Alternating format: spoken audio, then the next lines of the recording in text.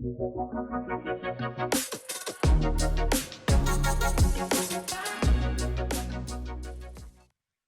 my name is Mallory Morris, founder and CEO at Just Right Bite. And I'm Presley Sweeney, co-founder, operations, and then some. So our mission is to provide ethically sourced, sustainable, and nutritious insect-based dog treats that promote the health and well-being of dogs while preserving the planet through circular practices that minimize waste and maximize the use of resources. Our team is filled with recent University of Washington graduates with degrees in environmental engineering and entrepreneurship and mentors in the food tech space, consulting, and veterinary medicine. We love our dogs. Don't we all love our dogs? But they consume about 30% of the meat produced in the United States, and with pet ownership increasing to 70% of all U.S. households, this has significant environmental consequence. So what we have done is created and striving to create an end-to-end pet food line that replaces the traditional meat proteins, think chicken, beef, fish, with a much more sustainable, just as nutritious, and actually more tolerable on dog stomachs, insects. So compared to beef, just one bag of Just Right Bite treats saves over 7 pounds of carbon dioxide emissions, over 600 gallons of water, and 50 square feet of land.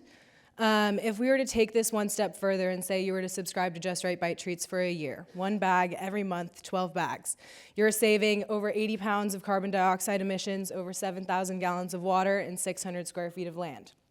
If we're to go up to our market that we're trying to hit here in Seattle, millennial pet owners, if just every millennial pet dog owner in Seattle bought one bag of Just Right Bite treats, this would be the equivalent of taking 35 gasoline-powered vehicles off the streets for a year, servicing the whole entire city of Seattle with water for 4 months, and saving the land of 43 football fields. So currently 98% of pet food packaging ends up in landfills, and that in addition with the massive meat consumption of our pets, it just means that the pet food industry is taking a huge toll on the environment. So what we're trying to do here is working on meeting our customers where they're at. We want to prevent packaging from going into landfills, and we want to provide useful resources for them to do so. And while we're doing that, we're really focusing on our internal inputs and our manufacturing, wondering how we can make that as sustainable and circular as possible. So like Mallory said, we love our pets, but we also love the planet, and so we really want to ground ourselves in those values.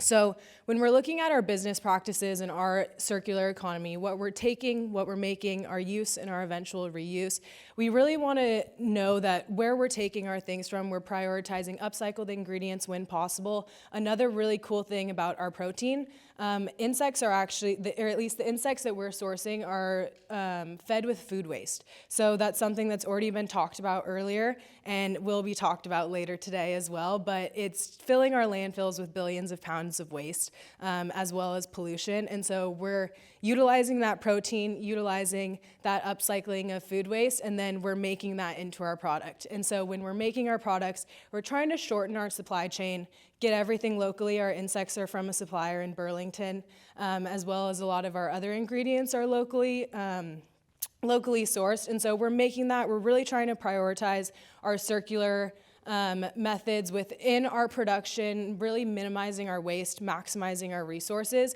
and then in our eventual use and reuse. So we're envisioning a circular production as well as a refillable and really utilizing a refillable container or another, and if we're not able to do that, recycling and composting our containers as well. And so then eventually we want to make this full circular economy. And we are currently working with 2 groups with the University of Washington Human-Centered Design and Engineering Department. And they're actually working with us to carry out market research, as well as prototyping and co-design workshops to really meet our customers where they're at, finding prototypes that they're going to want to use, as well as alleviating their pain points while ultimately maximizing our resources and minimizing our outputs. So the pet food market is massive. Americans spent $45 billion in 2020 on their pets. We're specifically targeting millennial pet owners, and that 56% of millennial pet owners concerned with their carbon paw print. We're starting here in Seattle, a city notorious for having more dogs than children, to experiment with our messaging and our branding before expanding nationally. Pet food, while there is other companies in the space, there is another company here, Jiminy's, who is an insect-based pet food, but we are integrating circularity into our business and building a community from the ground up, and then also leveraging the fact that we have people in this space socializing novel proteins with our consumers.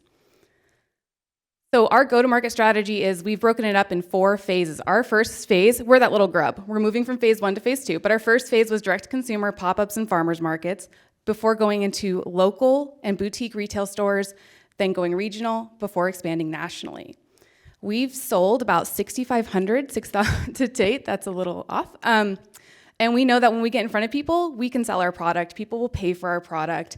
And what we're doing, So our average unit economics is we have a gross margin about 65%, and we anticipate that increasing as we're able to hit wholesale pricing and our production becomes more streamlined. So regarding our financials, we have a 4-phase financial plan where we are in conjunction with our go-to-market strategy, where we know what milestones and how much money we need to fit, and we're going to use some non-dilutive funding, fundraising, as well as organic growth to move through this. And we estimate based on past experience, we'll have a 15% growth rate and we'll hit profitability in about 2026.